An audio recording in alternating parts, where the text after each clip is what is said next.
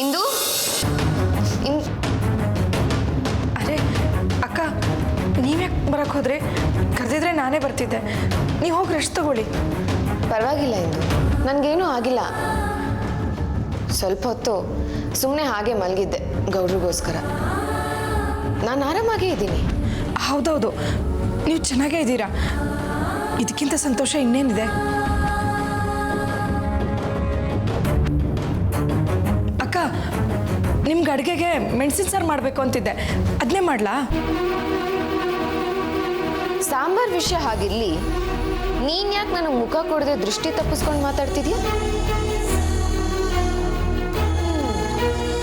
ತಪ್ಪು ಮಾಡಿದವ್ರು ಮಾತ್ರ ಹೀಗೆ ಕದ್ದು ಕದ್ದು ತಿರುಗಾಡ್ತಾರೆ. ನೀನೇನ್ ತಪ್ಪು ಮಾಡಿದ್ಯಾ ಇಂದು?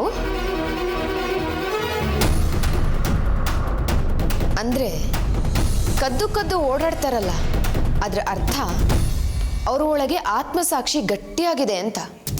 ನಾನು ಆತ್ಮಸಾಕ್ಷಿಗೆ ತುಂಬ ಗೌರವ ಕೊಡ್ತೀನಿ.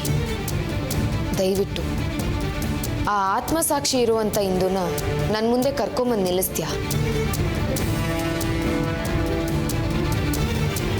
ಒಂದು ನಿಮಿಷ ಅಕ್ಕ, ಅಕ್ಕಿನ ಒಣಗಾಕಕ್ಕೆ ಹಾಕಿದ್ದೀನಿ, ತಂದ್ಬಿಡ್ತೀನಿ. ನಿಂತ್ಕೊ ಇಂದು, ನೇರವಾಗೇ ಕೇಳ್ತಾ ಇದ್ದೀನಿ. ನನ್ನನ್ನು ಯಾಕೆ ಸಾಯಿಸೋದಕ್ಕೆ ಪ್ರಯತ್ನ ಪಟ್ಟೆ?